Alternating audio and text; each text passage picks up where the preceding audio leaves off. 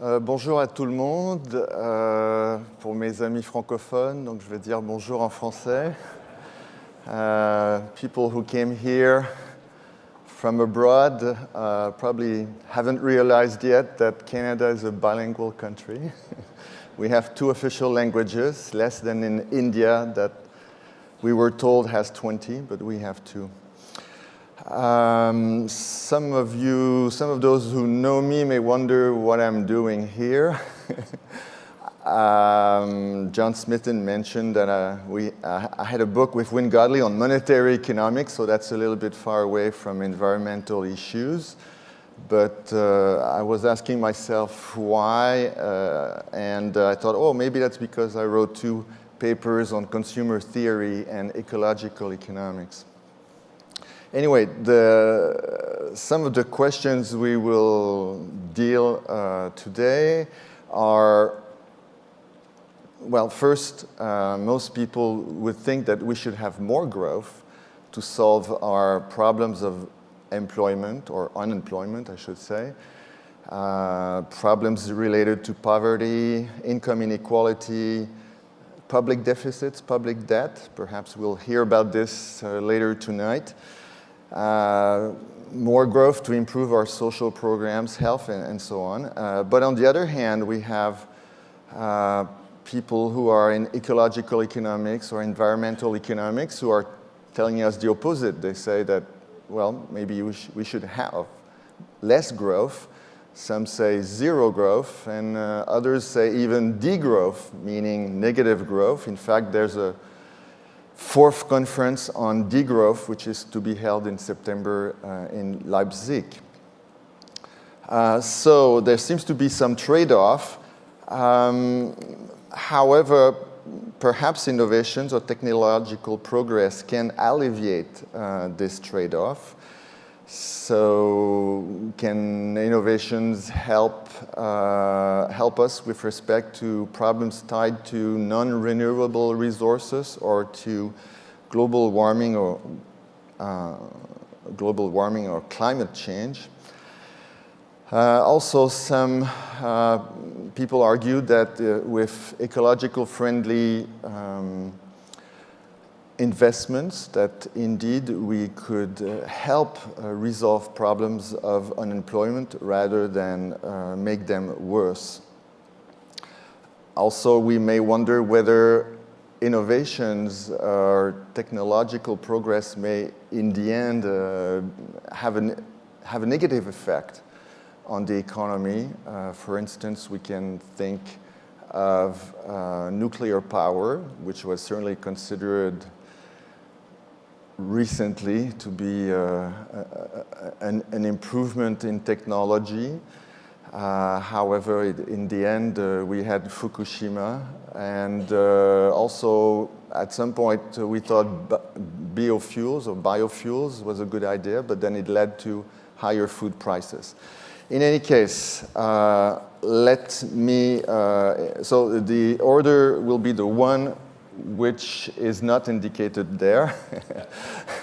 So the first one to go will be Peter Victor, and then we will follow the alphabetical order. I just want to say why Peter is first. It's because he told me yesterday that he was reading my book with great attention, so I thought he should go first because of that. So Peter is especially well known for his book, Managing Without Growth. And so I welcome him to talk. Thank you, Mark. Good afternoon, everybody. Very good to see you here and to have the opportunity to talk to you about this topic about innovation and environment, and to share the podium with this distinguished panel. Now, as many of you will realize, Schumpeter's name always comes up at INET conferences, usually in relation to the concept of creative destruction. But I want to begin my presentation by invoking Schumpeter's name in relation to another concept, the pre-analytic vision, which he defined in the following way. Analytic effort is of necessity preceded by a pre-analytic cognitive act that supplies the raw material for the analytic effort. So in other words, your pre-analytic vision is the worldview that you adopt in advance of performing analysis. Now, I mention this because in order to come to grips with the environmental costs of innovation, it is essential to start with a pre-analytic vision which includes the environment and the economy. I suppose that's obvious, but it's still worth saying because it is not the pre-analytic vision from which most economists start. Even at this conference on new economic thinking, several speakers have used ecological terms, but to describe the economy, not the environment.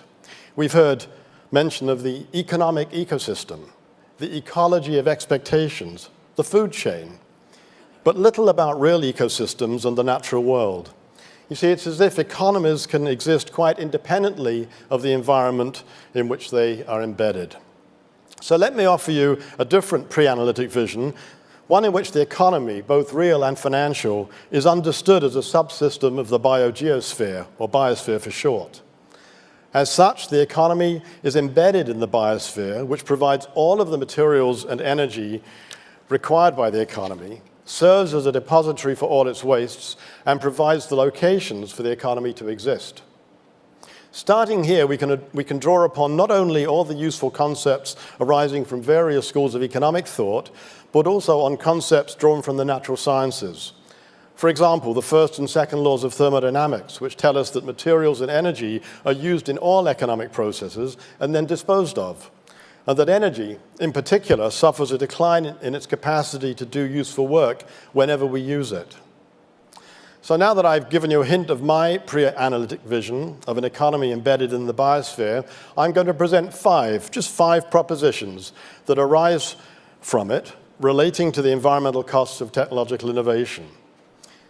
The summary of my story is that these propositions, if true, lead to the conclusion that the environmental costs of innovation are generally unavoidable and largely unpredictable, they are large and growing, and to address them adequately will likely require a transformation of the economy, real and financial. So I'm going to start with the first proposition, that environmental costs of technological innovation are largely unavoidable. And to make this case, I'm using Barry Commoner's 4 laws of ecology. His first was that everything is connected to everything else. And that wasn't just a statement he was making about ecological systems, but it was about social systems, economic systems, and ecological systems. All are interrelated. So what that means is that when you make a change in any part of one of those systems, you can expect there to be repercussions, even if you can't trace them, in the system that you've made the change in, or any of the other systems to which that system's connected. His second law is that everything must go somewhere. This is, in a sense, the first law of thermodynamics. When we bring materials and energy into the economy, we process them, we use them, we add value, but in the end, they all are emitted back into the environment as waste. And the more we bring in, the more we discharge. It's a big problem, and there is no way. We talk about throwing things away. There is no such place. Thirdly, his law of ecology says that, or his third law of ecology says that nature knows best. Now, what that means is that we are the recipients, the beneficiaries of billions of years of evolution, and many things have been tested along the way. Particular kinds of combinations of molecules, for example, that may or may not have been useful and survivable, didn't survive. And now we find ourselves creating new combinations of materials and putting them into the environment, into nature, and in such a way that often nature can't degrade them, can't decompose them, and sometimes bad things happen. The fourth one, and this is as much a law of economics, I suppose, as it is of ecology, is that there's no such thing as a free lunch. Every gain comes with some sort of loss somewhere. Every beneficial use almost always involves some loss somewhere else. So that's my first proposition, that it's impossible to conceive, I think, of technological innovations that don't have some environmental costs of one sort or another. Secondly, we are presented with the difficulty that the science that has given rise to so much of the wonderful technology that we've all benefited from is of a particular kind. It's almost always conducted in the laboratory, where the main mode of operation is to hold everything constant except the one thing that you're interested in, and then to try to see what difference it makes when you change the one thing that you're interested in. Of course, that's not really necessarily extendable when we move out into the real world, where we're unable to hold just the one thing constant. And so what we find is that kind of science is very, very limited in its capacity to anticipate the environmental costs that come from the changes that we make to the environment. And there are numerous examples of where we've fallen short. The one that's up on this slide is the well-known example of DDT, when it wasn't appreciated in advance that DDT could bioaccumulate through the biosphere and ultimately poison animals up the food chain, so that the eggshells of their offspring were thin, and the offspring had a much harder chance of surviving.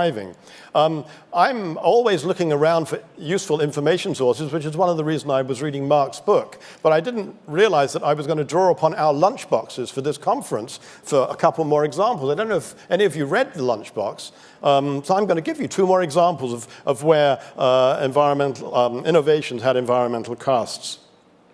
The United Nations, this comes right from the lunchbox. The United Nations Food and Agricultural Organization has estimated that 70% of the global fish population is fully used, overused, or in crisis. That's got a lot to do with, of course, the fishing technologies that have been introduced over the last number of decades. Here's one about irrigation, having increased the world surface of arable land by 20%, and how irrigated land produces 3.5 times more crops than non-irrigated land. But also, it says, unfortunately, irrigation can also alter the natural water levels of rivers, create soil erosion, hurt the shipping and fishing industries, and even cause farming problems for indigenous populations who rely on farming and livestock for survival. So it's not difficult to come up with numerous examples of where technology has caused environmental costs that were not properly anticipated in advance. My third principle is that a general reduction in environmental costs requires an absolute reduction in throughput and land transformation. Throughput is just a term that I use and others use as a summary term for all of the materials that flow through an economy. Now, the chart that you see on the right describes global materials extraction from 1900 to 2005. So this is a global picture. And it divides these materials into the 4 categories: biomass, fossil energy carriers, all the fossil fuels, ores and industrial materials, and construction materials. And if you look carefully at that graph, for the first half of the 20th century, there was a very gentle increase in the total global extraction of materials. It just about doubled between 1900 and 1950, 1955. But then in the second half of the 20th century and into the early part of this century, look at that massive rate of increase, a 6-fold increase in the second part of the century. Now, if we're bringing all of this material into the economy, it should not surprise us that we're now observing more and more impact resulting from the disposal of these materials at the global level. And the chart on the right, taken from an article that's quite well known, published in Nature in 2009, shows around the perimeter 9 significant problems, global problems or sometimes local problems, but they're happening all over the place, so we still refer to them as global problems, such as freshwater problems. Now, the scientists who put this together identified what they called the safe operating space for humanity. They did it item by item, so they worked out what they thought was a safe amount of greenhouse gases to put into the atmosphere. And that is represented by the green circle in the middle of the diagram. But you'll see that the red marker shows that by their estimation, and of course many others, we've gone beyond the safe operating capacity of the Earth to sustain us. The other 2 areas where the red is showing quite outstandingly is with the interference with the nitrogen cycle and the loss of biodiversity. So I always put these 2 together because I think it's so important to understand that if we insist and we can't find a way forward economically of running our economies without reducing the amount of materials that we're bringing in, we can expect the kind of problems illustrated by the picture on the right to get worse, not better. The 4th proposition: decoupling economic growth from throughput and land use is necessary, but it's not sufficient, and it's certainly not easy. So we have there an equation in the red letters saying that throughput equals GDP minus throughput divided by GDP. That has to be true. Now, what does innovation do to the right-hand side that might help us on the left-hand side? Well, innovation, of course, can help GDP change. A number of speakers have talked about the importance of innovation in helping GDP grow. And innovation can also affect the ratio of throughput to GDP. And so it comes into play in both of those, with respect to both of those variables.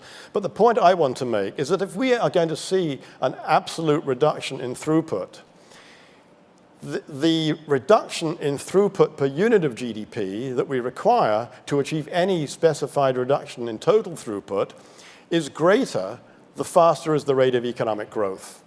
Now that's illustrated by the graph on the left-hand side. On the bottom axis of that graph, it shows you the rate of economic growth ranging from 0 to 4%. And on the upright axis, it has the rate of reduction in intensity, i.e. throughput per unit of GDP. And I've just posited, let's suppose we want a 50% reduction in emissions of greenhouse gases or any other measure of throughput by 2050. Well, you can see that if the economy doesn't grow at all, the rate of reduction in intensity would have to be 2% a year for 36 years. That's quite a demanding rate of reduction. We don't generally see that. But if we have a rate of economic growth of, say, 2% a year, we need a 4% rate of reduction in intensity. And if we want an economic growth of 4% a year, it's almost a 6% annual rate of reduction in intensity that we need in order to get the 50% reduction in emissions. So it's very important, to my mind, to understand that to meet any environmental target which requires a reduction in throughput, the faster the economy grows, the faster we've got to make the changes in order to reach that target. Now, why am I guess, on the pessimistic end of the spectrum about whether we are likely to achieve that in the future? Well, all I can really do is look to the past, and the graph on the right shows material footprint decoupling in all the OECD countries from 1990 to 2010. So what the blue line shows is how the GDP of the OECD has risen in real terms from 1990 to about 2008. And it's got about 55% greater. That's why the blue line goes up to about 0.55. Now, if you just measure the direct materials consumption of the OECD, which in other words is the materials taken from the OECD's own land, the materials that are imported, but subtract the materials that are exported because somebody else has used those, you see the red line. We call that relative decoupling. The domestic material use of materials hasn't risen as fast as GDP, but it hasn't gone down in absolute terms.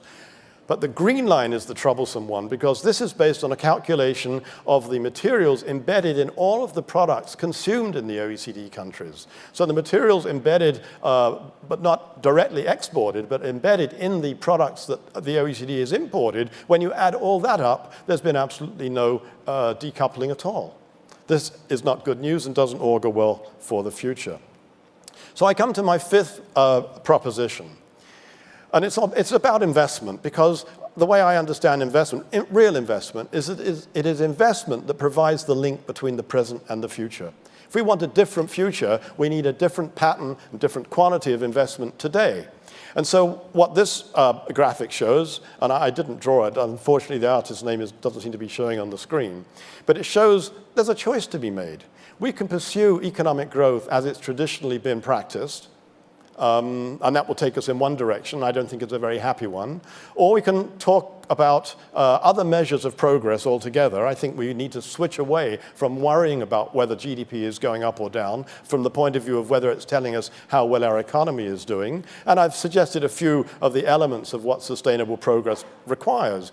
It definitely requires more energy efficiency and resource productivity. By the way, there's been quite a lot of mention in the conference about productivity, always referring to labor productivity as if it's the only productivity that matters. I think that's a mistake. I think productivity can be measured in multiple dimensions, and so resource productivity in the kind of world as I understand it is very, very important.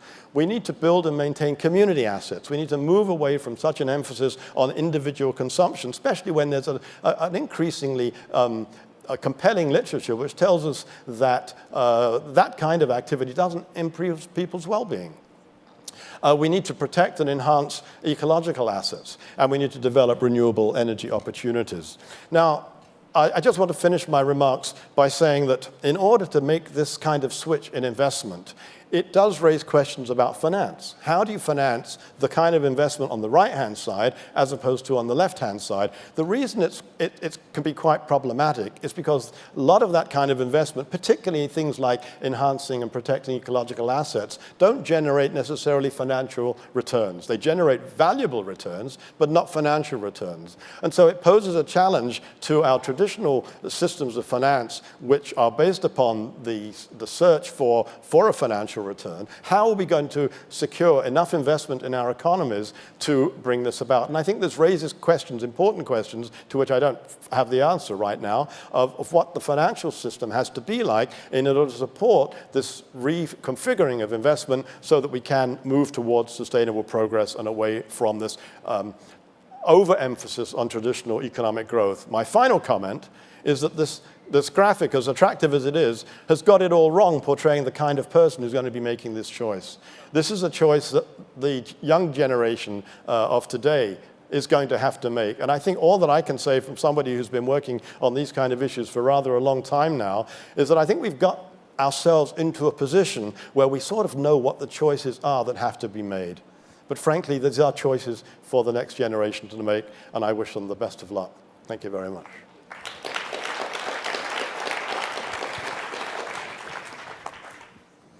Thank you. So the next speaker is Thomas Heller. He's been a lead author of the IPCC report, assessment report, the intergovernmental panel on climate change. I must say that with the kind of winter we have had in North America, it's kind of hard to believe that indeed the weather, the temperatures are warming up, because I was in Florida at the end of January, and everything was frozen on the Emerald Coast next to the Gulf of Mexico. In any case, Thomas has told me that he has never spoken less than 15 minutes. So this will be his first attempt at such a feat. Thomas. Thanks for the challenge, Mark. It's a pleasure to be here. This is my first proto-academic conference in 5 years since I left Stanford. So it's a bit daunting. It's a lot easier to deal with the World Bank and IMF than remember what I suffered at the hands of fellow academics. That being said, none of you have ever heard of Climate Policy Initiative. It's a very small nonprofit consultancy. We do not do advocacy. We basically have benefited, like INET, from the support, generous support of George Soros. We work largely in finance and economic issues associated with developmental change, but do so with a particular perspective on the place of natural capital in the development of resources and economies more broadly. Our basic role is to advise governments on the effectiveness of policy. And in this particular case, I am talking both on behalf of my institution, but a larger group who are engaged in a process called the New Climate Economy, which will produce sometime in June a report which in some ways will be seen because of Lord Stern's more peripheral association this time, but as a kind of a second Stern report. And so this is a bit of a tentative preview, disclosure of some of the things we're thinking about, most of which I'm sure will not survive into June after listening to the reactions from people like you or Treasury ministers with whom we met yesterday in Washington. So it's a process that's going on, and very happy to receive comments as well as body language as we go on. Because I have never spoken, as Mark said, for a short, I speak in 50-minute bursts like most academics. I'm going to go through the 6 things that I would have said if I didn't have such a short period of time. So they'll be elliptical, of course, and probably more interesting. And maybe I can go back after I go through the 6 and say something about at least the first couple of them. So here they are. I'm not sure I'll use these slides very much. I only have a few anyway. First thing, you'll always hear talking about, can we get to 2 degrees?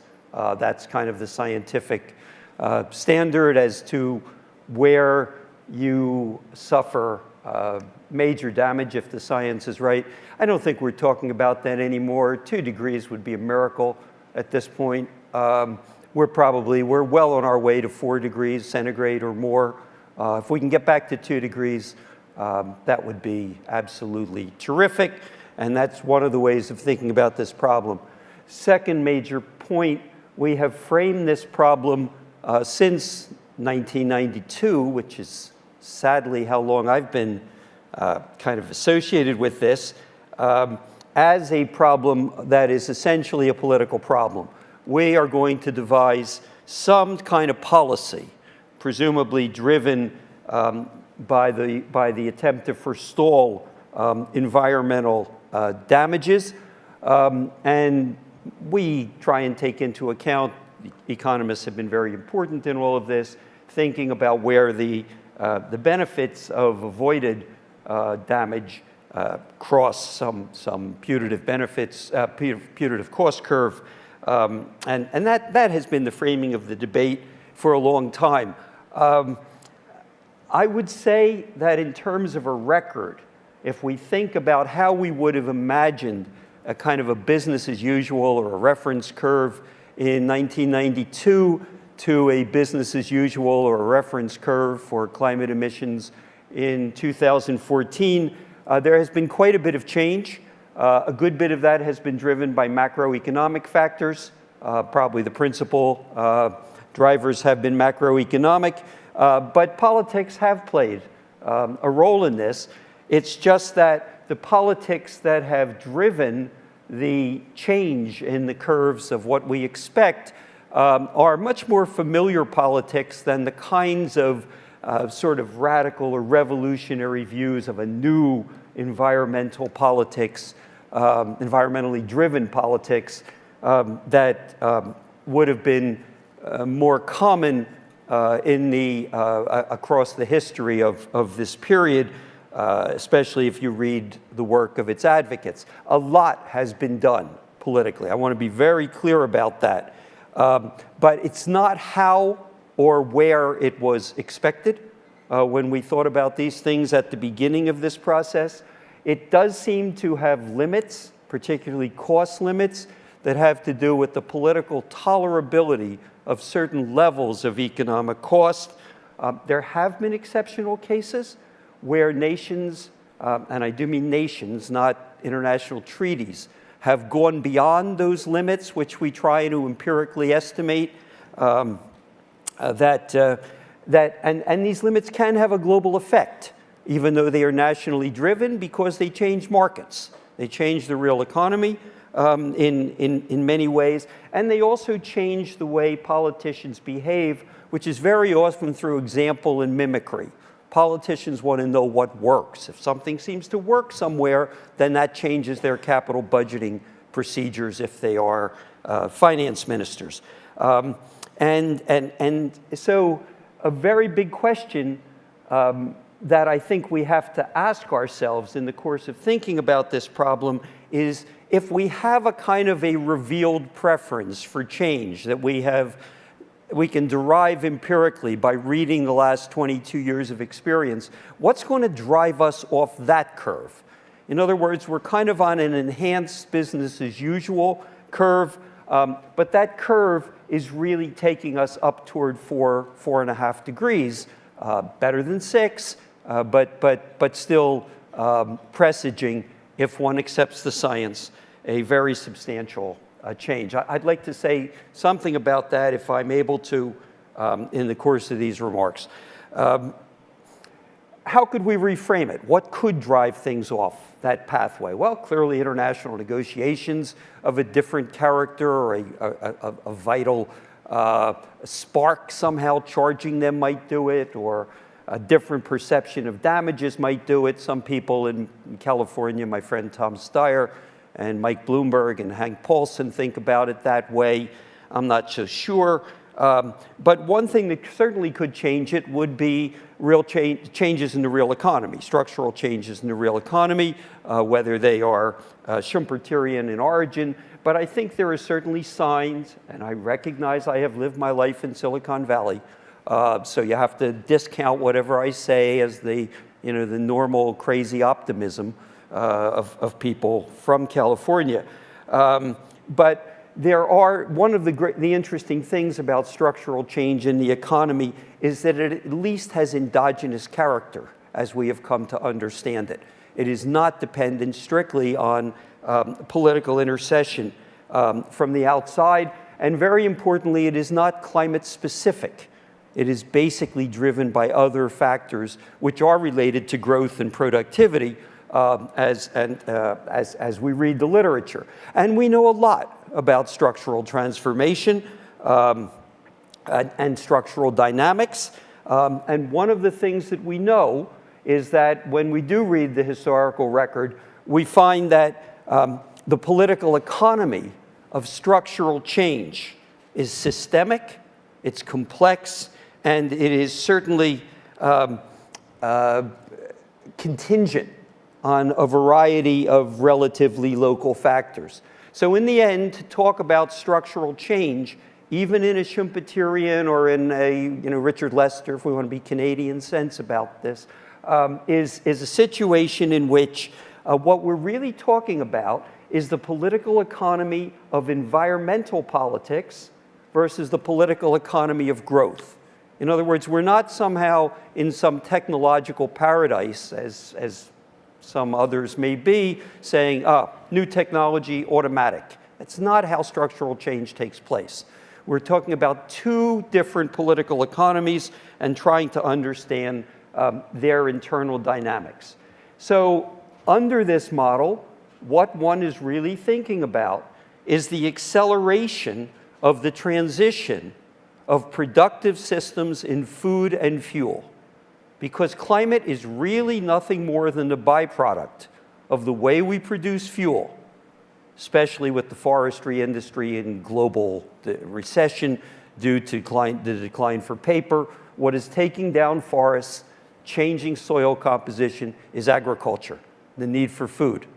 And so it's about how we produce food, how we use resources, the resource intensity of production, if you will, in the food sector, and then, very importantly, in the agricultural, in the energy sector as well. And let me promise you that if I had time, which I will not attempt to claim, I think I could show you that the political economy of change in agriculture is magnitudes easier than the change in energy. We can talk, I'll just probably say a couple of words about that. But the key is accelerating these transitions, and policy is absolutely necessary in order to do that, because those changes are a combination of using the authority of government and these days combining it with the expertise of the private sector. It also is influenced very much by the changes in the financial system to which you referred. Because if we talked about infrastructure building 35, 40 years ago, it was public sector that built it, often with state banks, state companies, regulated utilities, from which the public regulator removed all of the risk through rate of return controls in this country. But in any case, what we can certainly see is that we need to, the questions are about accelerating the rate of transition in these two productive areas. And while we can say a good deal about the nature of the structural changes that are incipient, which are actually visible in the margins of our economy, One thing that we absolutely know from the past, and here I will simply refer to my former sometimes colleague Doug North, these processes, the policies that are necessary to combine with private activity, that anticipate markets, anticipate where markets are going, facilitate that either by getting out of the way, as Elon Musk recently said to a bunch of ministers. They said to him, "What do you need me to do?" He said, "Get out of my way." It's more than that. It is really adjusting systems, finance, institutions that have become adapted to the pre-existing modes of production. So it is not just, it's an active policy role which is needed, but where these policies are actually deployed is something which is event-specific and thereby idiosyncratic. It is historically explicable or locally explicable rather than generally explicable, and it is strategic, certainly in the sense that George Soros talks about strategic behavior as characteristic of financial markets with interactive effects. It's strategic within a larger global system. So in this view, if there are special roles for managing climate risk, it is about the pace and the place in which these transitions take place. And if you were to push me, and I'm willing to be pushed, I would say there are probably three things that really matter. One is what China does about its coal production. Okay? China is the largest investor in renewables in the world. China is also the leading coal producer in the world, and both are growing apace. China's an option player. Which option is going to be in the money, which we won't know until the 2020s, is certainly the biggest question that we have to face as a practical matter. I think agriculture is much easier, but I think Brazil, which will then be reflected in Indonesia and in the southern savanna of Africa, where you do have major possibilities for agricultural expansion as well as productivity gains, will be essential. And the biggest question that we have to face is what I would call loosely energy system transition. Energy system transition means moving from where we are now, where because we have had declining prices for a number of generation technologies, most importantly photovoltaic solar on a distributed basis, and onshore wind, we see very major investments. More than half of what is now being built in the world is in those two categories. But it is entirely within the margins of the current system. In other words, there is no systemic transformation at the present time because the level of intermittency and the level of distributed power, which are inconsistent with the organization of the current energy system, are not disturbed as long as you are at the margins. As you start to approach 33%, which is where Germany is, or Italy, which is more. Sometimes in Italy, the entire load is done through intermittent power, times of the year, times of the day. Denmark, which is able to manage a very deep wind system because it has access to Nord Pool and storage through hydro in Norway and Sweden, becomes an exceptional case in trying to understand how this works. Systems transformation in energy is the question for the whole world, and ultimately for what happens in China as well. That said, we do not know the economics of system costs. We know the economics in the future of generation costs. We do not know the system costs, and the system has to be completely restructured. My last slide, which would have been up here if I were playing with these things. That's okay, I will be finished. My staff goes crazy with these things. I'll just put that up there. The energy system cannot look the way it looks today based around investor-owned or state-owned utilities. You need new asset classes. You need a different structure of political institutions to figure out these complex relationships, all of which are path-dependent from an economic standpoint, between balancing the system, the consumer interface, or shifting load. It's a very complex set of issues, and it is really a system transformation. Now, what do we see? And this will be the final thing. 3 things. System change is difficult. That's what Doug North teaches us. It is improbable. Most countries fail to go down that road. It is not cooperative like the international negotiations. It is competitive in its structure, and it is highly uneven. It also is deeply impeded. If anybody wants to read what I consider to be really first-rate work that we're doing in the NCE, it's to understand the place of stranded assets in moving across a system transition. And on the agricultural side, there are very few stranded assets in the ground. There's not that much capital there. But on the energy side, we probably have $30 to $50 trillion of stranded assets that are new and perfectly good. And who's going to leave them and who's going to bear the distribution costs are the kinds of questions that I think really will determine where this all goes. So let me stop there and try and stay in the 15 minutes. And all these provocative or incomplete remarks, sure we can try and answer in the question session. Thank you.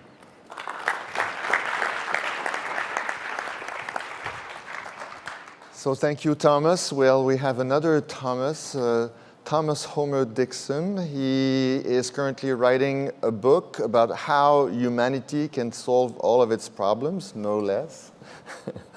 He is also well known in Canada because he's been quite critical of our tar sands industry, so much that some journalists in the National Post have been quite nasty with him. I will not tell you how he has been called by these journalists.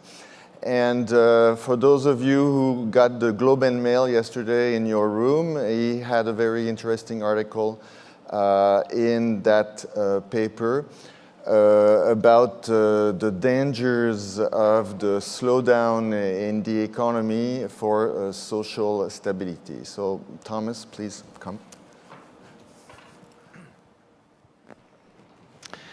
Thank you very much. Well, as you can see from my first slide here, I'm going to explore for my 15 minutes the relationship between growth, environmental damage, and innovation.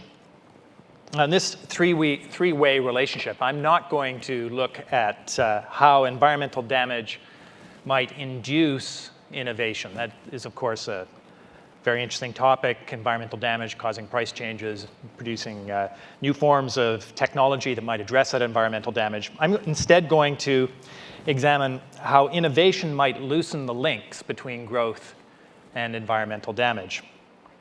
Now, this is my third presentation at INET in the last 3 years, and I always start with a bit of expectations management. I am not an economist.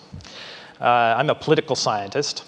So my presentation is going to be somewhat more conceptual than mathematical, somewhat less analytically precise than other presentations you might have heard, and not as grounded in a broad range of economic theory. I think you should take what I'm going to say today as something of a thought experiment, an apparatus that can perhaps open up some very interesting questions. So start by looking at this relationship between growth and environmental damage. This is a relationship that is non-trivially complex. It's an unclear relationship, and it is almost certainly contextually dependent, depending on the particular circumstance of growth and the particular circumstance or kind of environmental damage you're talking about. In thinking about this relationship, though, back in the 1990s, a new concept was coined, drawing on the work of the economist Simon Kuznets in the 1950s and 1960s, who posited an inverted U relationship, as you know, between economic growth reflected in rising per capita income and economic inequality. And the suggestion was made by the authors of these papers, and there's been a lot of writing about it since, that we could think of something that they coined an environmental Kuznets curve, or an EKC, which is an analog of the original Kuznets curve, which looks something like this. Whereas you have rising income per capita, at first you have rising environmental damage. because of industrialization and investment in materially and energetically intensive industry. Society is basically attending to the basic conditions of human well-being during the first part of this curve as you move right. And then at some point, the environmental damage starts to fall because as people become wealthier, they demand politically and economically a cleaner environment. That becomes a concern to them. Also, wealthier economies can invest in the technologies that allow for the protection of the environment, the cleanup of pollution, and also can invest in technological innovation to protect the environment. This is a very controversial idea, but it's not without empirical support. If you look at, for instance, sulfur dioxide emissions in the United States, you see the curve that you have here. There's quite a striking relationship that looks an awful lot like the EKC, or the environmental Kuznets curve that we looked at before. There are a number of other good examples, lead emissions being another. But when you look across a range of pollutants and forms of environmental damage, the story becomes more complex again. For municipal waste, as you see here, increase seems to continue as wealth increases. And then with carbon dioxide emissions per capita, at least in these early data, there didn't seem to be any indication of a leveling off. Now, more recently, we've seen these curves bend down a bit, the two bottom curves, especially the carbon dioxide. But there's not a clear indication that you're actually going to start to decrease. And to the extent that you're seeing a decrease in carbon dioxide emissions at the national level as wealth increases, it may simply be a factor of the export of high-intensity, carbon-intense industries overseas, and then importing the products back into the country, but it's not counted against the national carbon emissions. So the environmental Kuznets curve thesis is enormously controversial. It applies best to local, regional, or national level forms of environmental damage that are visible, that can be seen, and that can be subject to state regulation and policy. Visible, and therefore there's a popular or political demand for them to be fixed. It applies much less well to forms of environmental damage that are global and beyond the purview of any given state, and that are invisible, and so can't be seen. And climate change, of course, is very much that kind of problem. Most importantly, probably the biggest challenge for this thesis is the problem of carbon dioxide emissions. Now, I'm not here to praise the environmental Kuznets curve or to bury it, but I do think that there's value in taking this idea seriously and running with it for a while. There's value because it suggests that there isn't an inevitable positive correlation between wealth and environmental damage, and that we do not have to necessarily make ourselves poor to protect the environment. Wealth may, under some circumstances, and I can stress under some circumstances, be a boon to the environment, not a bane. Well, let's take that idea and see where it leads us, because I think there's some other complexities we have to consider. So as you see here, that I've simply added the kinds of correlations, positive and negative correlation between growth and environmental damage. You have a positive correlation on the upside of the curve and a negative correlation on the opposite side of the curve. In terms of the impact on innovation, one way of thinking about it would be a sort of compression of the curve downwards like this. There are a number of ways innovation could change the position of the curve, but perhaps the most positive would be to forms of innovation that would cause environmental damage to start at a higher income per capita, to reach a lower peak ultimately, and then fall to zero or close to zero sooner. And the point I'd want to emphasize in particular here is the height of the peak is very important, as we'll see in a moment.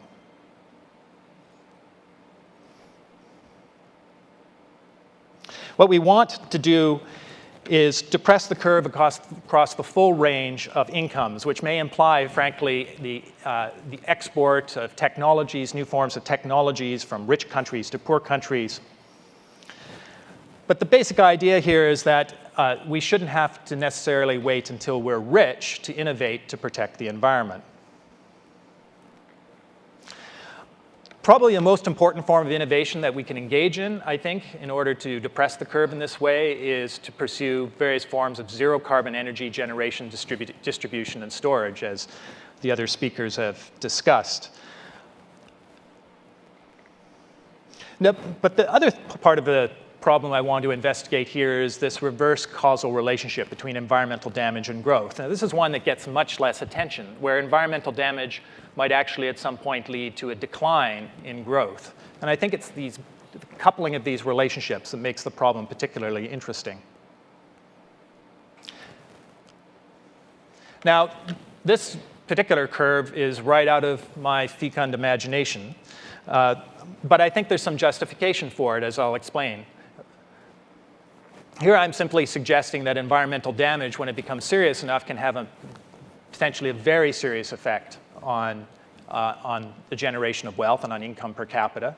That economies may be fairly robust until the severity of damage is high, and then you get a nonlinear effect, a collapse of income, down to some point where the degradation has diminishing marginal impact on income per capita.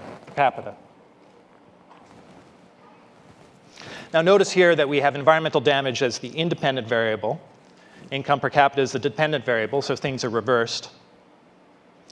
And the forms of the impact, and I could go on at length, this is where actually being a political scientist might be particularly useful, but the forms of impact are many and varied, and many of them are mediated by the political system and political processes. Damaged infrastructure and capital stock arising from extreme climate events. These costs are already high and increasing as climate change worsens. Health impacts of pollution, water and air pollution, and also again of extreme weather and climate events.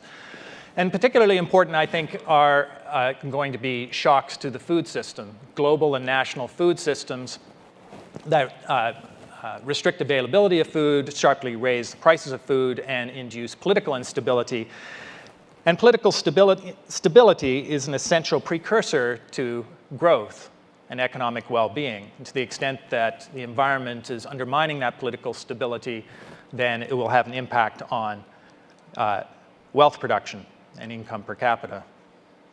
Now, this is an area where I've done a considerable amount of research over a number of years, going back more than 2 decades.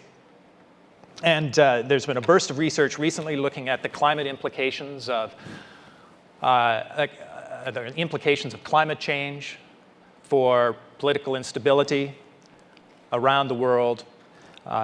This is controversial research, but there is significant evidence that environmental stress, in combination with various other social institutional factors, can produce civil breakdown and significant impacts on economies. Now, what kind of shift in the curve would we see if we innovated in this case? In this case, what you want to do is reduce the impact of environmental damage on income per capita. You could harden, or maybe I should have said, you can make your infrastructure smarter in various ways. For example, if you're talking about technical innovation, you can make your electricity grids more resilient in the face of extreme heat waves. You could have medical interventions that would reduce the health impacts of, say, water and air pollution. You could make your food systems much more resilient to heat shock. Very large percentage of human protein comes from grains. Almost all those grains are extremely susceptible to relatively short periods of high temperatures. The global food system is very vulnerable. We're investing only a fraction of what we should be investing in research to respond to what is very clearly almost certain change in the climate regime for our crops over coming decades. So here we've closed the loop. And you can, in a sense, bring these two curves together. In this case, what I've done is I've flipped the red one around. Again, for the red one, the independent variable is on the vertical axis and the dependent variable is on the horizontal axis now. And this produces something of an interesting result. You have an equilibrium point where the two curves intersect.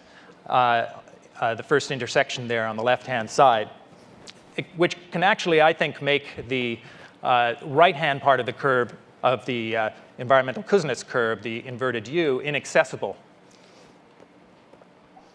So we'll take a look at that. Those of you who do this kind of thing a lot know exactly, I think, what I mean. But the rising income per capita produces a level of environmental damage that in turn produces a drop in income per capita from T2, from T1 to T2 and then to T3. And T3 suggests that as the economy contracts, you have lower environmental damage. But you're going to get stuck at that intersection. So the question is, is this entirely realistic? And I would suggest that maybe we're starting to see a situation in China that might look a bit like this. And that we are at risk of China not being able to reach ultimately the right side of this environmental Kuznets curve. So now I'm just going to show some photographs. You've heard about it. You know about environmental damage in China. But really, in some ways, photographs and pictures do say 1,000 words. The situation is really quite extraordinary there. We may be seeing the first major economy that is starting to encounter a broad range of environmental limits to growth. This is Shanghai, Pudong. Significant health effects from air pollution in the country, causing heavy illness burden in the economy. And now we know a flight of high-quality human capital from major cities, including Beijing. People just don't want to live there. They don't want to raise their children there anymore. And so they leave. They do what they can to get out. The overall economic burden to China of this environmental damage is difficult to estimate. You see a wide range of estimates, but it's at least 2 to 3% of GDP, and it may be as high as 10% of GDP. It's also causing widespread protests, public protests across the country. It's over 10 years since China published publicly its annual protest figures, when they reached about 60,000 protests a year. And they haven't published that data for a long time. But many of those, and you can certain that there are many more now, are protests against various kinds of environmental degradation, siting of factories, local pollution. So it has a progressive delegitimization effect on the regime. Of great importance, too, is the decline in precipitation in the northern part of the country, which is quite possibly a function of the weakening of the East Asian monsoon, which blows from the South China Sea northwards. As it becomes weaker, it tends to drop more water in the southern part of the country in the Yangtze River, as you can see there. And you know about the rising incidence of floods along the Yangtze. But just as significantly, it drops less water in the northern part of the country, and there's now a progressive desiccation of the northern part of the country, which is one of the most important grain-producing regions of the country. You can see the declining flow of the Yellow River there, which is partly a function of less precipitation and also a function of larger withdrawals of water from the river.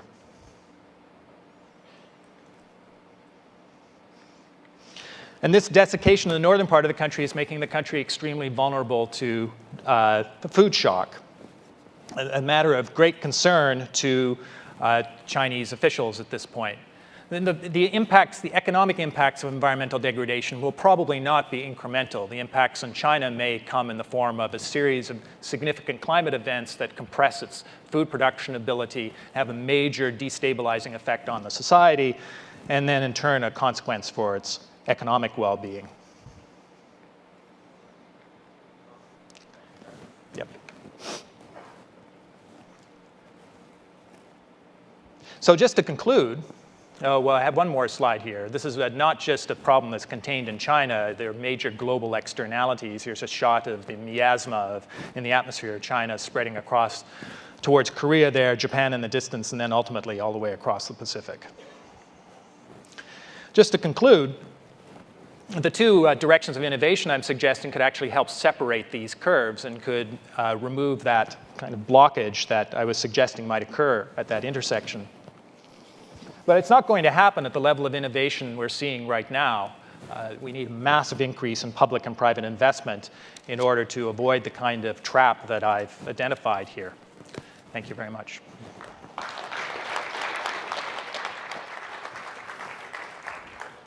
Well, thank you, Thomas. We had an economist, and we had an economist who's also a lawyer, then we had a political scientist. Now we're going to have a geologist or a geophysicist. Daniel Schrag has very kindly agreed to replace Amartya Sen. Daniel has been working for a long time on the evolution of climate change through the past, on the impact that humans have on the current climate change and on the future climate change. So Daniel, the floor is yours.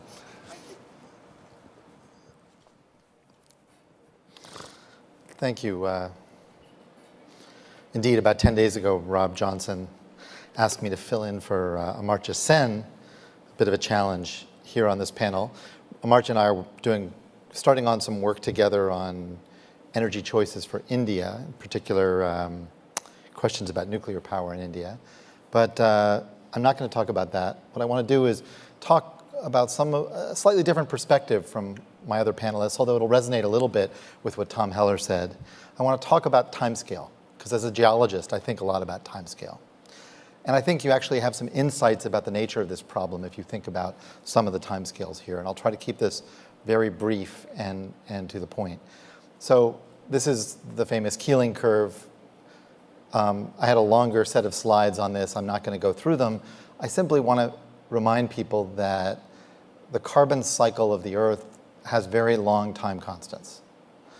Roughly half of the CO2 we emit from burning fossil fuel is taken, a little less than half is taken out by the ocean and the land over pretty much right away. But what's left, 50% will still be here 1,000 years from now, and 25% will still be here 20,000 years from now. Okay? It's radically different than nuclear waste. Nuclear waste, roughly, in 1,000 years, roughly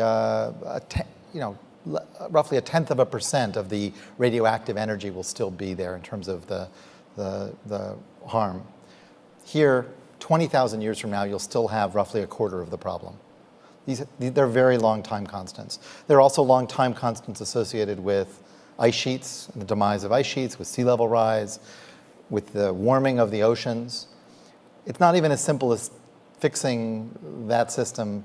For example, I've been working with colleagues on perhaps technology to change the radiation budget of the Earth, engineer it, and fix the climate system. But even that doesn't really fix it, because there's all this heat that's already been put into the ocean, melting going on in the ice sheets. So you can't, these are strictly non-reversible. So it's a little more complicated than that.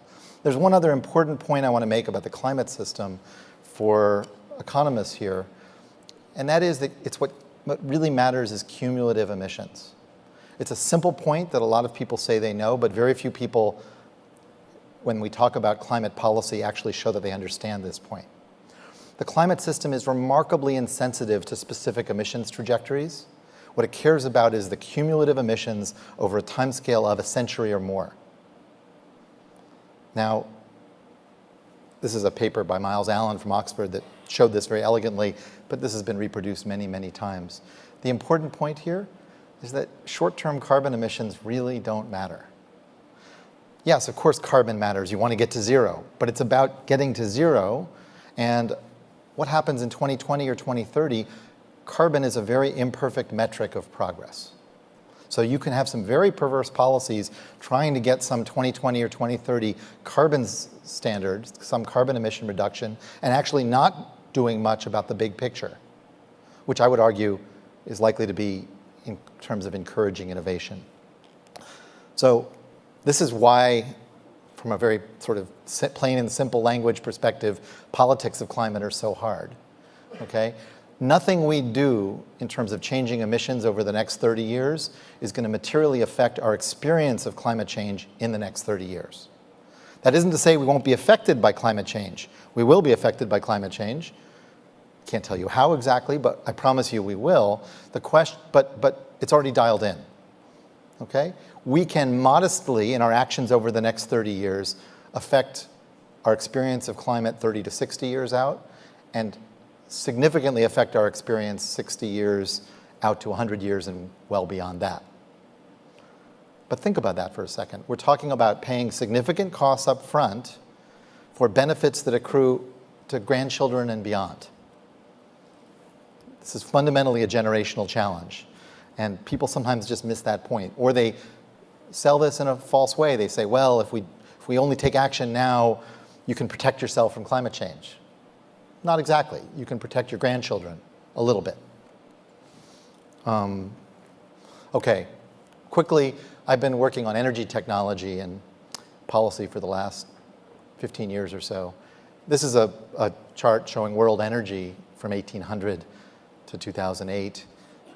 You can see this incredible change, the Industrial Revolution. This is the history of the industrial world you're looking at. It's a remarkable slide. One of the things that's impressive, though, is the timescale of innovation. You know, I often hear talks about innovation where people talk about high-tech or biotech, and wow, 10 years ago, everybody had phones with landlines, and now, you have houses that don't have telephone lines going into them. And boy, couldn't that happen in the energy system? Imagine what could happen 10 years from now. Well, let's take a deep breath. The truth is that the timescales for innovation and change in the energy system are very long, and this is sort of what Tom Heller was talking about. It's partly because these are massive infrastructure systems. Think about it this way. The steam engine, 1786. It took almost 150 years for coal to surpass wood as the dominant source of world energy. It's incredible, right? And the truth is, timescales of energy transitions are inherently long because we're talking about infrastructure measured in tens of trillions of dollars, and we're talking about enormous engineering challenges. Now, here's a nice example. Where I live in Massachusetts, the dominant energy industry 150 years ago was whaling. People went out and hunted whales and brought the blubber back for oil. This is a wonderful cartoon from Vanity Fair from 1861. It shows the grand ball given by the whales in honor of discovery of oil in Pennsylvania. It's funny partly because it's true. Remember, what saved the whales was not the fact that we felt bad about killing whales. We stopped hunting whales because oil was a cheaper and better alternative.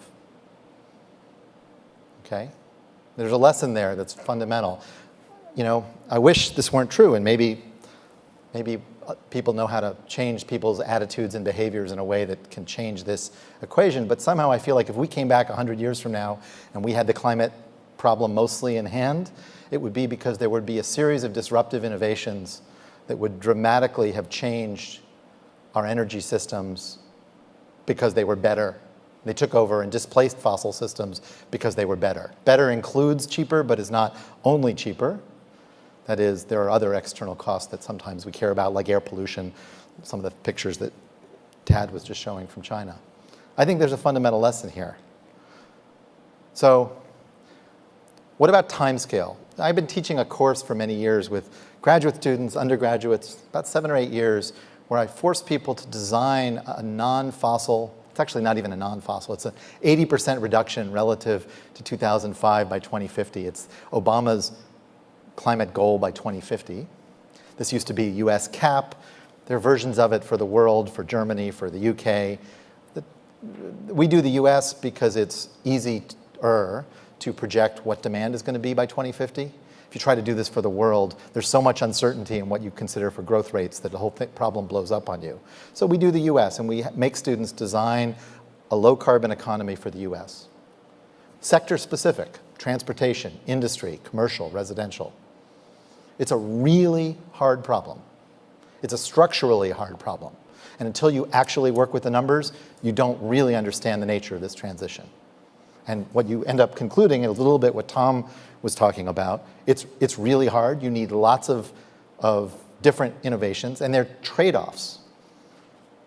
that people don't think about. For example, if you want to get rid of jet fuel and diesel fuel, you're unlikely to be able to replace them with electricity, and so you need biomass, massive amounts of biomass. And there's a huge land use trade-off between land use and CO2 emissions. If you want to get rid of liquid fuels, you're going to have to create them with massive amounts of biomass, which requires huge increases in land use. That's the nature of the problem. But the general, outside of diesel and jet fuel, there's a general pattern, which is you electrify everything you can, because you can't have distributed emissions from fuel.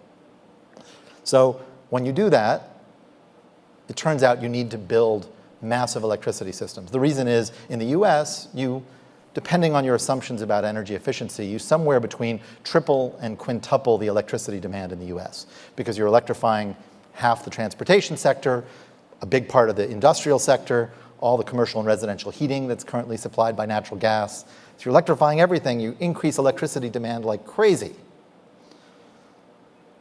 And if we're very conservative, meaning we're taking very high rates of efficiency gains and everything, you end up with numbers like something like 1,500 gigawatt years, which is roughly a tripling of current electricity demand. And the problem is, if you want to include renewables, renewables have incredibly low capacity factors. German solar, for example, they're 18% solar. Anybody know what the capacity factor for solar in Germany is right now? It's 7%. So what that means is you need massive capacity. So we're talking about minimum 5,000 gigawatts of new electricity capacity built by 2050. Currently, we're building at about 13 to 15 gigawatts per year. So just do the math. It's not even close. 2050 is a total pipe dream. We're never going to be at 80% below by 2050. And if you do the numbers yourself, you'll understand that. So what does that mean? I mean, it sort of reinforces what Tom said about forget 2 degrees, we're heading to 4, maybe 6. And that's true. Let me give you a perspective on timescale. For China, they're building at about 80 gigawatts of new capacity in the electricity sector per year. Most of it coal, but a lot of wind and solar, but still tiny relative to coal. Now, it would take us about 30 years to industrialize, to build the steel mills and the cement plants to be able to build that fast. So we'd have to ramp up for 30 years before we could get to 80 gigawatts a year of construction. But if we did that, then we would only take us another 60 years or so. So in about 100 years, massive political will, favorable economics, huge industrial effort, building at the rate of China. And by the way, I've assumed we've innovated to the point where we have solved the storage problem and the intermittency problem. So this assumes perfect technology, and it only takes us 100 years to get there. That's just for the US. This is a global problem, so we have to get everybody else to do it too. So I'm sorry to sound a little pessimistic, but if you look at the numbers and you're realistic about the numbers, this is a much harder problem than the UN tells you. It's a much more difficult problem. And some of the political goals you hear about are just not credible. This is going to be a long transformation. I think there's lessons in that, actually. I think there's important lessons. There's a question about the distant future. How do we value the distant future? And this is an issue I've been talking about with Amartya. I think before I go there, though, and I'll just conclude there, but I want to just make this very clear. We're talking about a fundamentally long transition, and there are long time scales in the climate system, and we have to think about how we deal with those. And for me, one of the lessons is what really matters is creating market conditions that support disruptive innovation. That's the bottom line. Now, you could have a carbon tax. You could have EPA regulations that shut down coal plants in the US because that'll spur massive investment in other energy systems. Frankly, what really matters is the market conditions that support disruptive innovation, but there's a potential for a backlash. So the German massive investment in renewables has raised electricity prices to the point where they're on the verge of a massive political backlash, and that will hurt. So there's a balancing act here. It's really tough, but fundamentally, it's about innovation and encouraging innovation, but doing it in a way that doesn't create the kind of political backlash, because you have to sustain this. So in terms of the time scale, distant future, here's a figure showing discount rate after 40 years. But you can quickly do the math. 100 years or 150 years is ridiculous, right? any kind of exponential discount rate, if you're talking about damages that are far out, you're essentially counting them as worthless. Now, there's a whole literature on hyperbolic discounting and how this makes more sense. And there's a big behavioral economics literature looking at this, asking people what they care about in terms of the distant future. But I actually think there's a more fundamental shift needed towards a political theory and political philosophical approach to this. I just want to end with this quote from Amartya's book, From the Idea of Justice. He says, if the importance of human lives lies not merely in our living standard and need fulfillment, but also in the freedom that we enjoy, then the idea of sustainable development has to be correspondingly reformulated. There is cogency in thinking not just about sustaining the fulfillment of our needs, but more broadly about sustaining or extending our freedom, including the freedom to meet our needs. Thus, recharacterized, sustainable freedom can be broadened from the formulations proposed by Brundtland and Solow to encompass the preservation and, when possible, expansion of the substantive freedoms and capabilities of people today without compromising the capability of future generations to have similar or more freedoms. I think there's actually a lot of work that needs to be done on this, thinking about the value of the distant future, because we are making choices today that will affect the Earth for tens of thousands of years. And we tend to devalue those things for obvious reasons, but I think there's some fundamental reasons why we need to think very carefully about those choices. Thank you.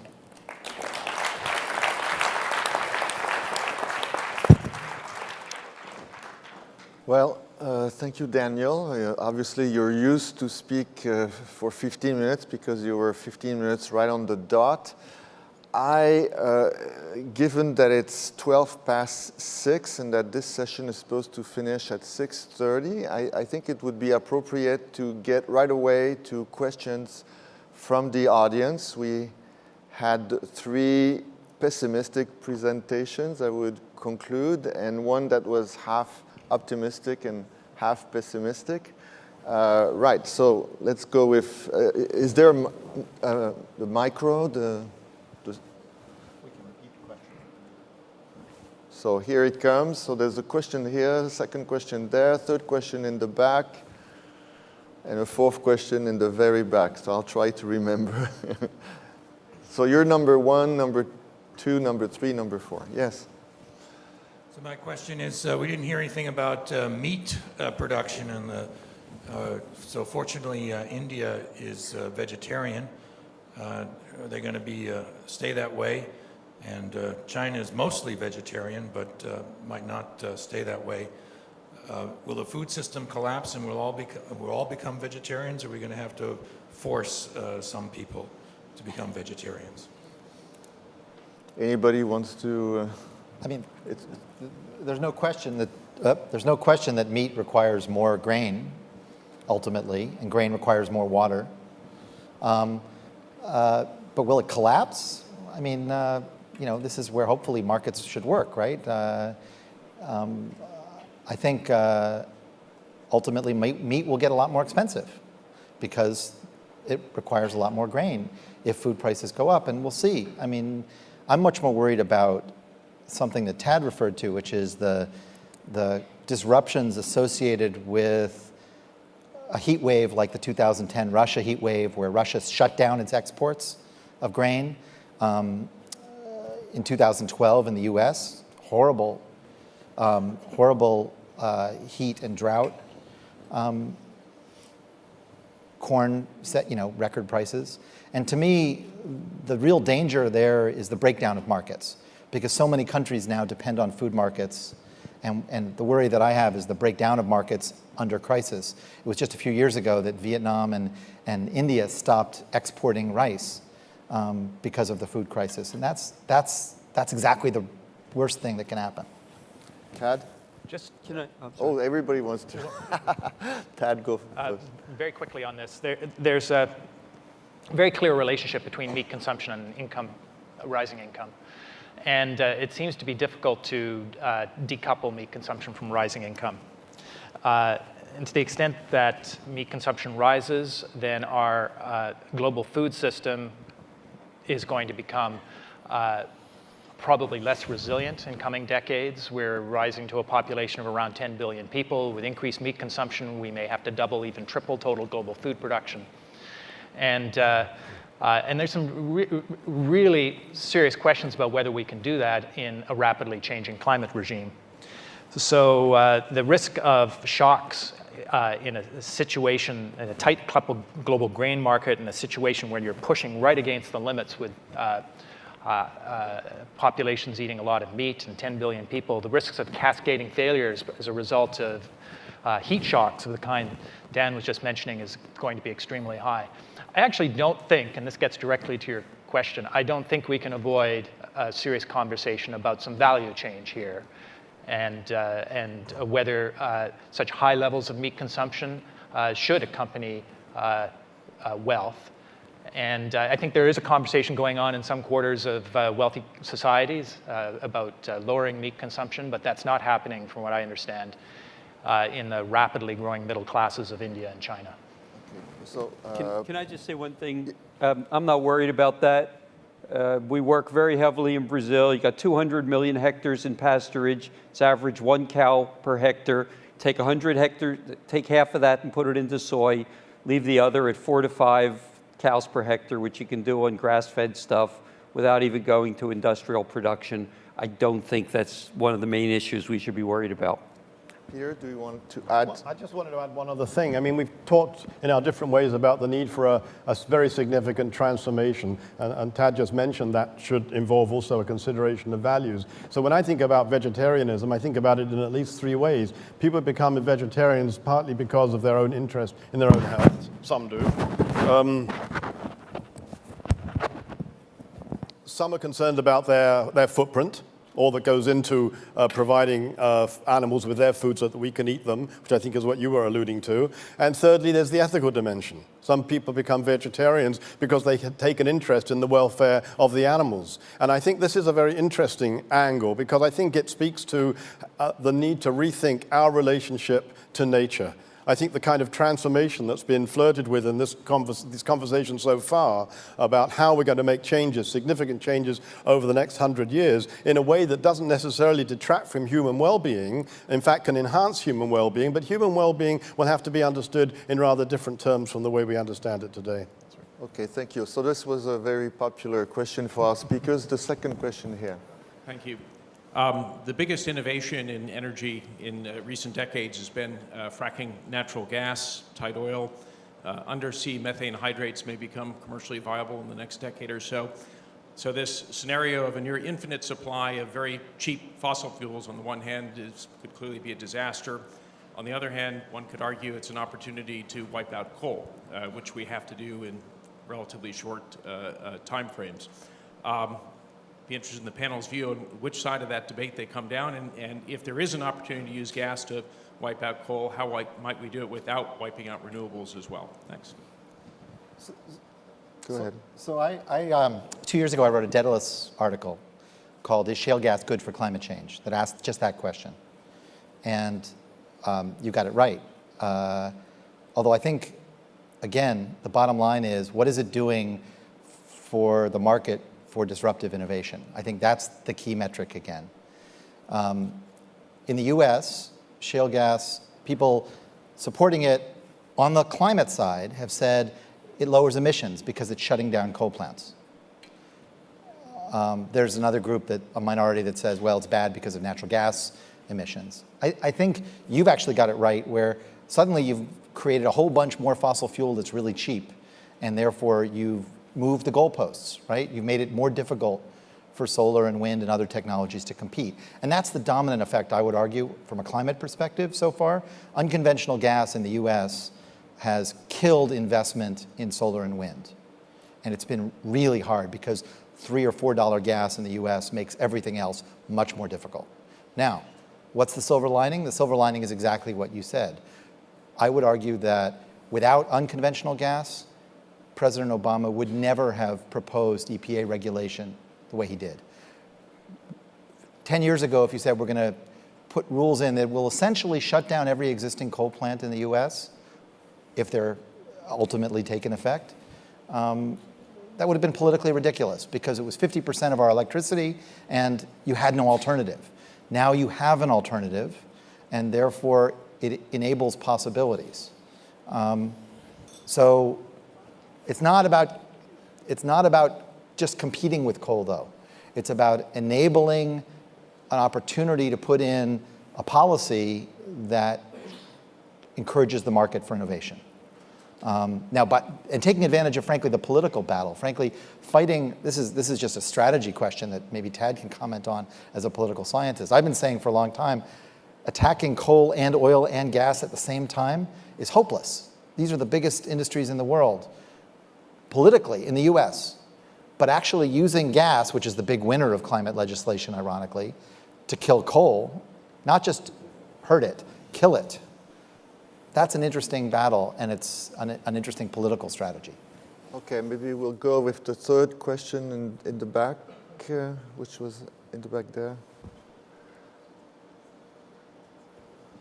Hi, I'm wondering if the panel can comment on the potential of two controversial technologies to address some of the challenges you guys mentioned, specifically in terms of energy transformation, the systemic energy transformation, and the dangers of climate change. The first would be a huge uptake in nuclear energy and the potential of climate engineering or geoengineering to reverse or fight some of the worst effects of climate change.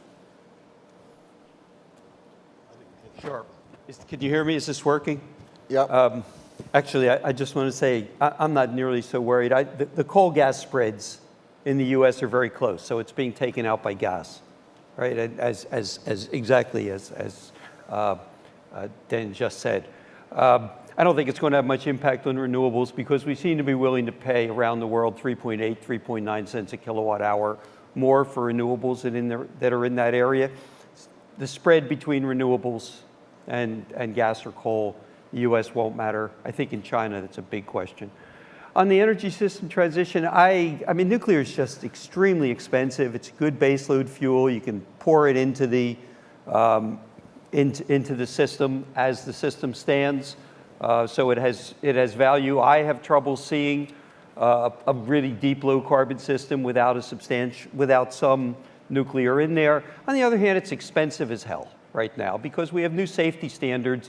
Nuclear is an area where we've seen costs rise, and it's just very expensive at the present time. If the Chinese think they can bring it in at half the cost, the way some people do, let's see what happens when the actual costs come in. I think the most interesting changes in the system are not in the geoengineering or the nuclear side. I think it's in the application of things that we see going on every day in the transformation of the rest of the economy, namely the application of information control systems, which shift our capacity to do load shifting, which are being represented in the real market. I mean, the reason Google pays $3.2 billion for Nest is to get inside the house control system to tie it up to rapid control systems on the outside. Okay. The reason why Tesla is of value is because the material science work it's doing on batteries. I think the changes are things that we already see going on in other major, what a lot of economists would call general purpose technologies. And the interesting thing is their use applications in energy, a lot more than I'm prepared to turn for energy system transition to either a very high cost, politically sensitive fuel like nuclear, although I said I think it has a place, or to something like geoengineering, about which I would happily turn to Daniel or someone else I watched the Chinese take drones up into the clouds over Beijing and distribute silver oxide. Something in my stomach has difficulty with that. Right. Tad, just a short... I largely agree with what has been said here. The only thing I'd add in response to Eric's comment is, and it relates to the one at the back, is that I think this fracking boom that we're seeing in the United States is actually going to be relatively short-lived, 10, 15, 20 years at the outside.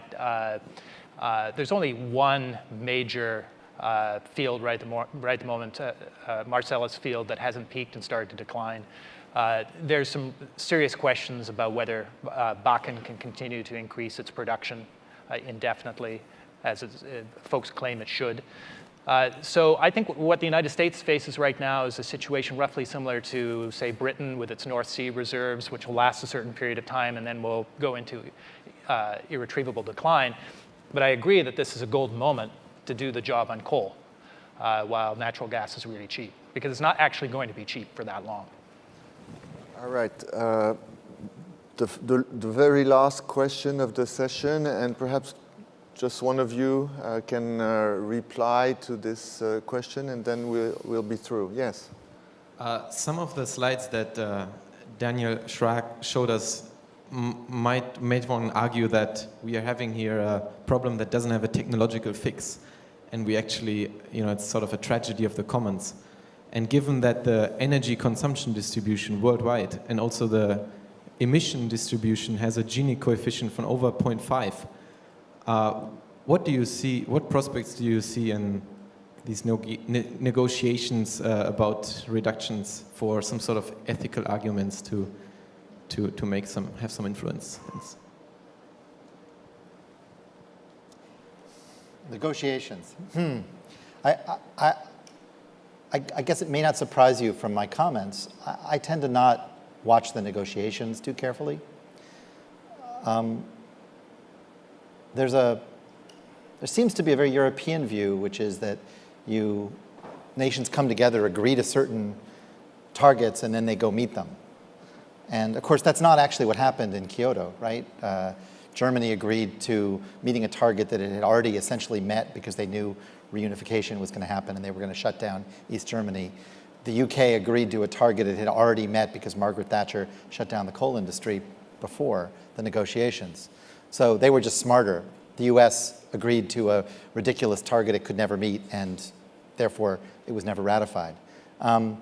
So to me, the lesson is that isn't actually how change takes place. It's not through negotiation.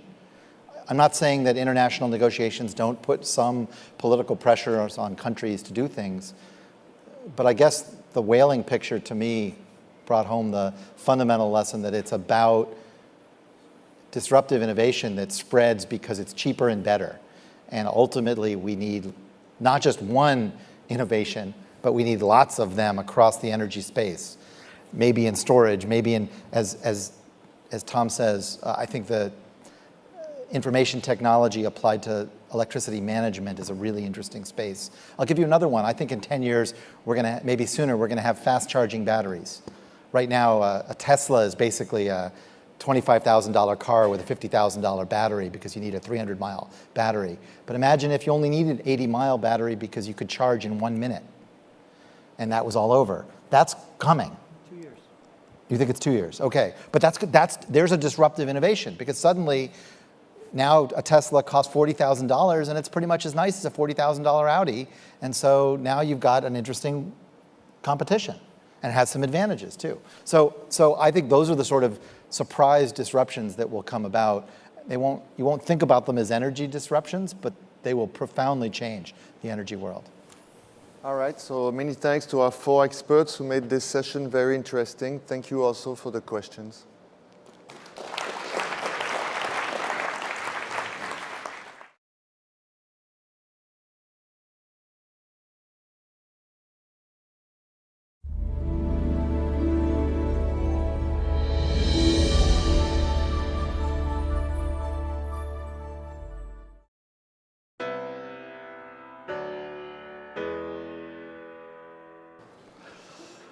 Bonjour à tout le monde.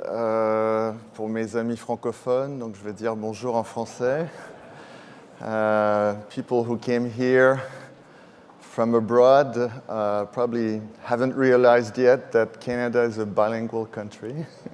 We have 2 official languages, less than in India that we were told has 20, but we have 2. Some of those who know me may wonder what I'm doing here.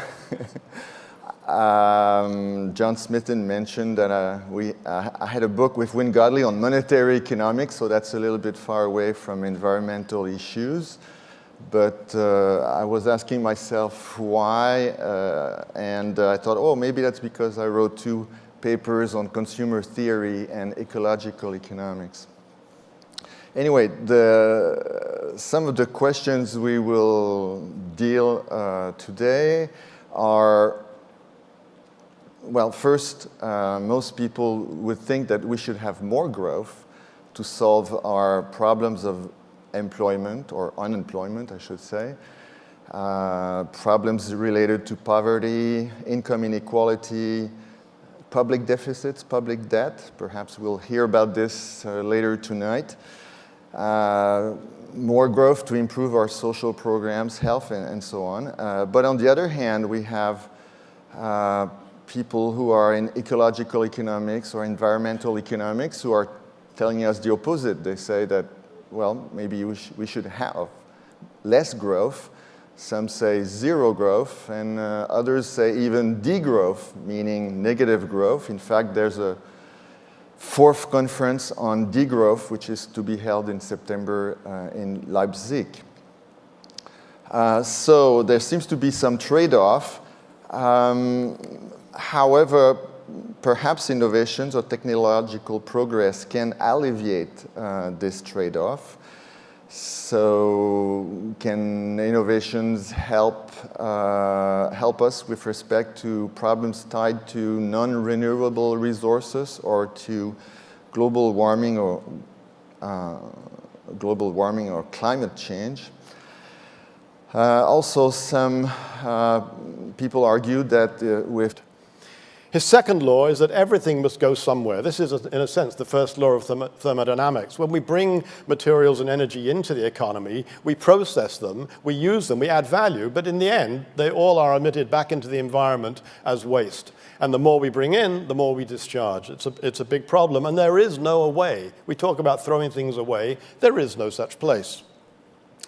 Thirdly, his law of ecology says that, or his third law of ecology says that nature knows best. Now, what that means is that we are the recipients, the beneficiaries of billions of years of evolution, and many things have been tested along the way.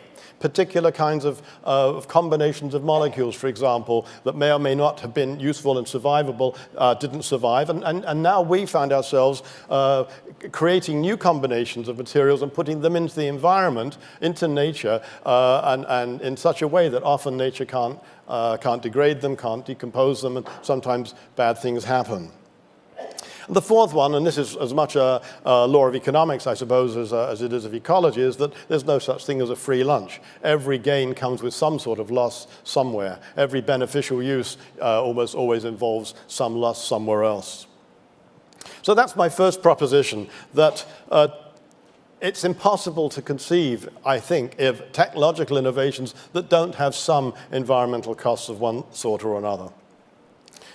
Secondly, we are presented with the difficulty that the science that has given rise to so much of the wonderful technology that we've all benefited from is of a particular kind. It's almost always conducted in the laboratory, where the main mode of operation is to hold everything constant except the one thing that you're interested in, and then to try to see what difference it makes when you change the one thing that you're interested in.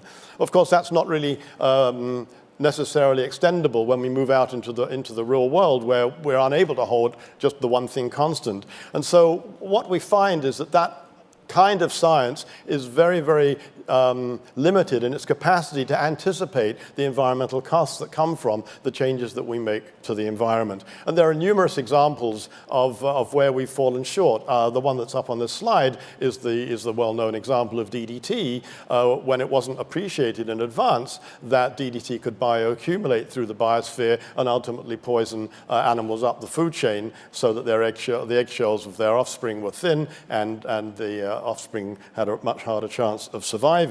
I'm always looking around for useful information sources, which is one of the reasons I was reading Mark's book. But I didn't realize that I was going to draw upon our lunchboxes for this conference for a couple more examples. I don't know if any of you read the lunchbox. So I'm going to give you two more examples of where environmental innovations had environmental costs. The United Nations, this comes right from the lunchbox. The United Nations Food and Agricultural Organization has estimated that 70% of the global fish population is fully used, overused, or in crisis. That's got a lot to do with, of course, the fishing technologies that have been introduced over the last number of decades. Here's one about irrigation, having increased the world surface of arable land by 20%, and how irrigated land produces 3.5 times more crops than non-irrigated land. But also it says, unfortunately, irrigation can also alter the natural water levels of rivers, create soil erosion, hurt the shipping and fishing industries, and even cause farming problems for indigenous populations who rely on farming and livestock for survival. So it's not difficult to come up with numerous examples of where technology has caused environmental costs that were not properly anticipated in advance. My third principle is that a general reduction in environmental costs requires an absolute reduction in throughput and land transformation. Throughput is just a term that I use and others use as a summary term for all of the materials that flow through an economy. Now, the chart that you see on the right describes global materials extraction from 1900 to 2005. So this is a global picture. And it divides these materials into the 4 categories: biomass, fossil energy carriers, all the fossil fuels, ores and industrial materials, and construction materials. And if you look carefully at that graph, for the first half of the 20th century, there was a very gentle increase in the total global extraction of materials. It just about doubled between 1900 and 1950, 1955. But then in the second half of the 20th century and into the early part of this century, look at that massive rate of increase, a 6-fold increase in the second part of the century. Now, if we're bringing all of this material into the economy, it should not surprise us that we're now observing more and more impact resulting from the disposal of these materials at the global level. And the chart on the right, taken from an article that's quite well known, published in Nature in 2009, shows around the perimeter 9 significant problems, global problems or sometimes local problems, but they're happening all over the place, so we still refer to them as global problems, such as freshwater problems. Now, the scientists who put this together identified what they called the safe operating space for humanity. They did it item by item, so they worked out what they thought was ecological friendly investments that indeed we could help resolve problems of unemployment rather than make them worse. Also, we may wonder whether innovations or technological progress may, in the end, have a negative effect on the economy. For instance, we can think of nuclear power, which was certainly considered recently to be an improvement in technology. However, in the end, we had Fukushima, and also at some point we thought biofuels was a good idea, but then it led to higher food prices. In any case, so the order will be the one which is not indicated there. So the first one to go will be Peter Victor, and then we will follow the alphabetical order. I just want to say why Peter is first. It's because he told me yesterday that he was reading my book with great attention, so I thought he should go first because of that. So Peter is especially well known for his book, Managing Without Growth. And so I welcome him to talk. Thank you, Mark. Good afternoon, everybody. Very good to see you here and to have the opportunity to talk to you about this topic about innovation and environment, and to share the podium with this distinguished panel. Now, as many of you will realize, Schumpeter's name always comes up at INET conferences, usually in relation to the concept of creative destruction. But I want to begin my presentation by invoking Schumpeter's name in relation to another concept, the pre-analytic vision, which he defined in the following way. Analytic effort is of necessity preceded by a pre-analytic cognitive act that supplies the raw material for the analytic effort.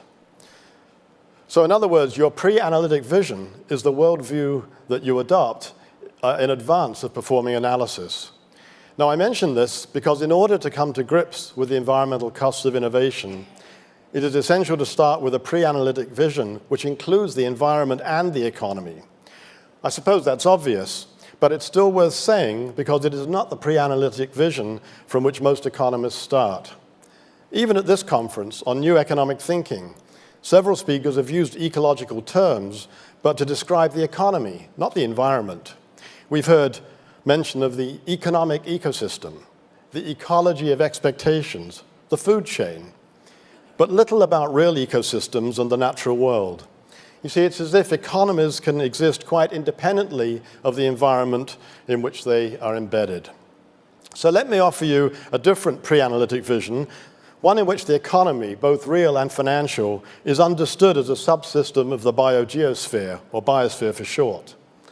As such, the economy is embedded in the biosphere, which provides all of the materials and energy required by the economy, serves as a depository for all its wastes, and provides the locations for the economy to exist. Starting here, we can draw upon not only all the useful concepts arising from various schools of economic thought, but also on concepts drawn from the natural sciences. For example, the first and second laws of thermodynamics, which tell us that materials and energy are used in all economic processes and then disposed of, and that energy, in particular, suffers a decline in its capacity to do useful work whenever we use it. So now that I've given you a hint of my pre-analytic vision of an economy embedded in the biosphere, I'm going to present just five propositions that arise from it relating to the environmental costs of technological innovation. The summary of my story is that these propositions, if true, lead to the conclusion that the environmental costs of innovation are generally unavoidable and largely unpredictable, they are large and growing, and to address them adequately will likely require a transformation of the economy, real and financial. So I'm going to start with the first proposition, that environmental costs of technological innovation are largely unavoidable. And to make this case, I'm using Barry Commoner's 4 laws of ecology. His first was that everything is connected to everything else. And that wasn't just a statement he was making about ecological systems, but it was about social systems, economic systems, and ecological systems. All are interrelated. So what that means is that when you make a change in any part of one of those systems, you can expect there to be repercussions, even if you can't trace them, in the system that you've made the change in, or any of the other systems to which that system's connected.